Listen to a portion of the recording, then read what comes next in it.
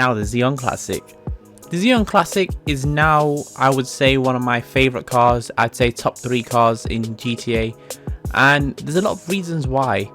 Now with all these new cars, for some reason it seems like GTA is not really bothered about the copyrights, and it's getting very close to how the car looks in real life. So I'll put up a picture here of how it looks. I think the side view pictures are nearly identical of the car, and it gives you that roleplay feeling. It gives you a feeling that you're actually driving the car, but you're still in GTA.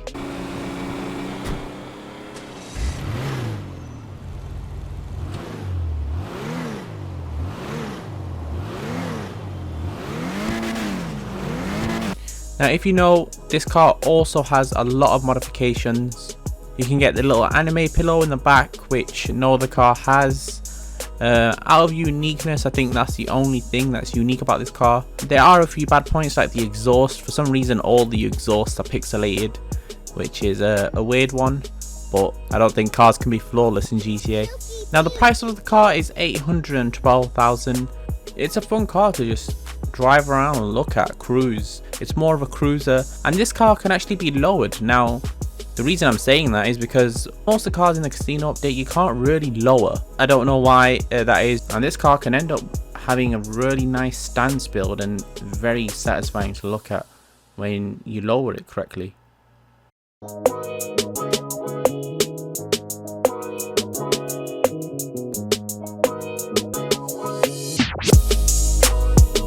Another car that is a must-have in GTA is the Nebula Turbo.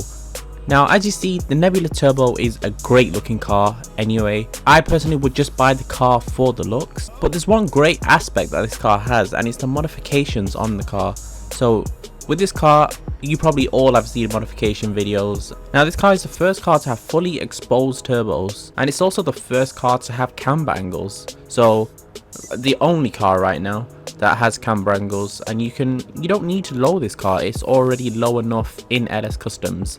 I don't know why GTA did that only on this car, and why they don't let you do it on, you know, all cars, but that's just another great thing about the Nebula Turbo.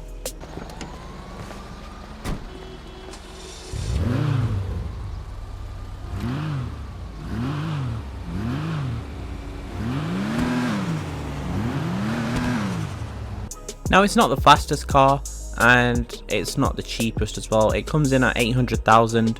I would say that is cheap compared to today's prices in GTA. This is a casino vehicle, so I think that's kind of cheap. And GTA have surprised me of how cheap these casino vehicles can get. In the performance department, you're not going to break any records. It's not the fastest vehicle, but I don't think that's what this car is about. And if you guys go to car meets or anything, I think this is the perfect car. With the amount of mods it's got on it, you can personalize this car to your own standards.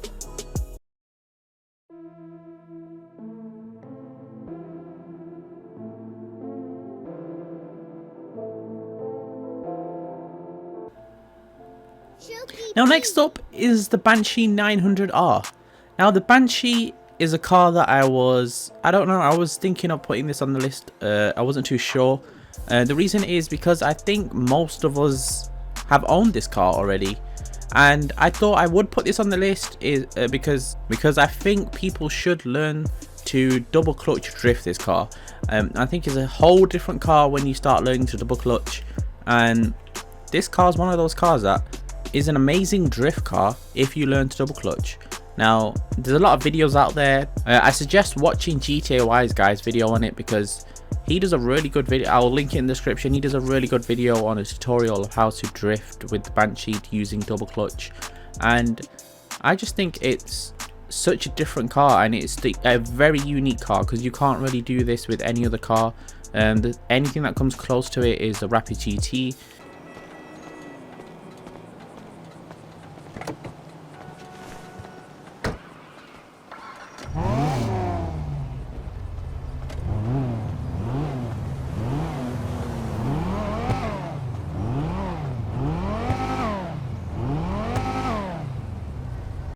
And you guys know Benny's cars, they come with a lot of upgrades. You can personalize this car how you want. It's very different to the normal Banshee. And if you've never owned this car before, and I don't know why you have not, you should definitely own this car. And yeah, and I think it's a really nice car to buy.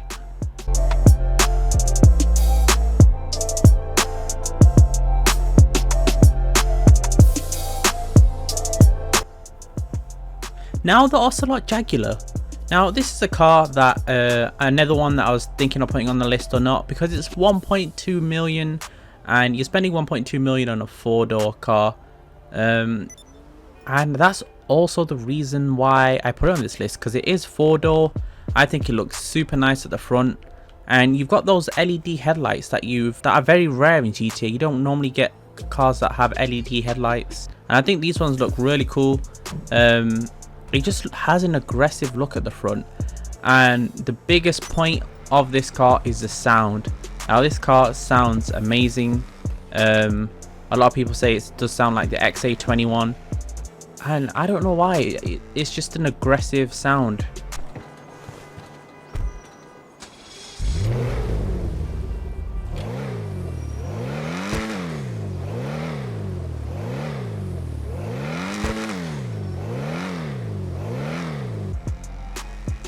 I mean, if you were to close your eyes and listen to this car, you'd probably think it's going a lot faster than it actually is. But I don't know.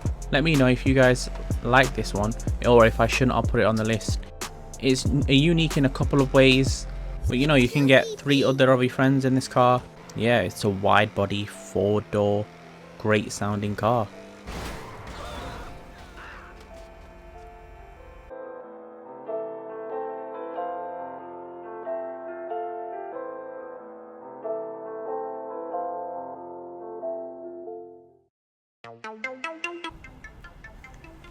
Now this is definitely not one that a lot of people would expect me to put on the list, but the reason I'm putting this on the list is the fact that it's free if you have the casino penthouse. If you have the casino penthouse and you do the casino missions, you can actually get this car for free, and it has the exact same modifications that you have on the normal Paragon, which is 900,000, and it's the exact same but armored. Now I'm going to shoot these windows to check how armored it is. It's not really that armored. It won't survive missiles or anything. It'll just survive a few bullets or a few cops shooting you, and yeah, that's all. You probably survive a drive-by or something.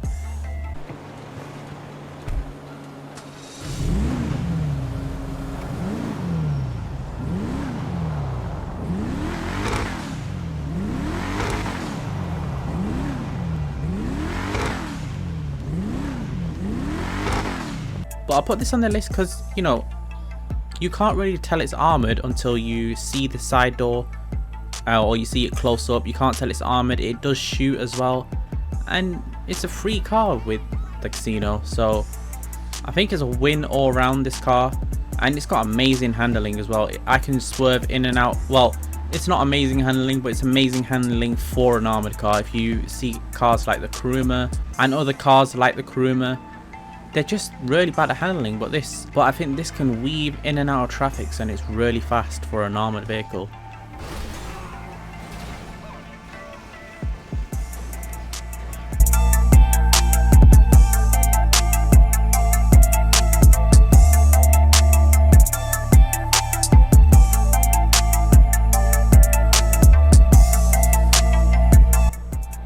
Now the Nightshark.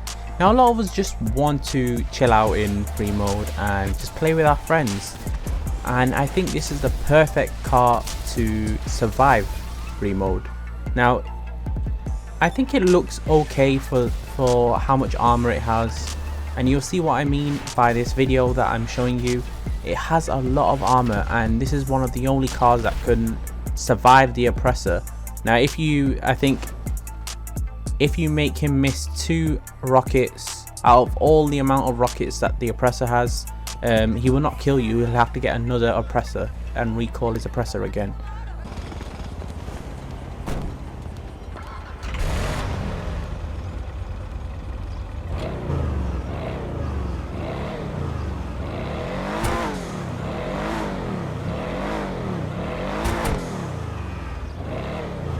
And this car does accelerate, this car, truck, whatever you want to call it, it does accelerate really fast. So it's still a really cool car. It's heavily modifiable, and yeah, I mean, I know everyone hates the oppressors and the people that use them in free modes, and this is a way to kind of annoy them, the fact that they can't destroy your vehicle.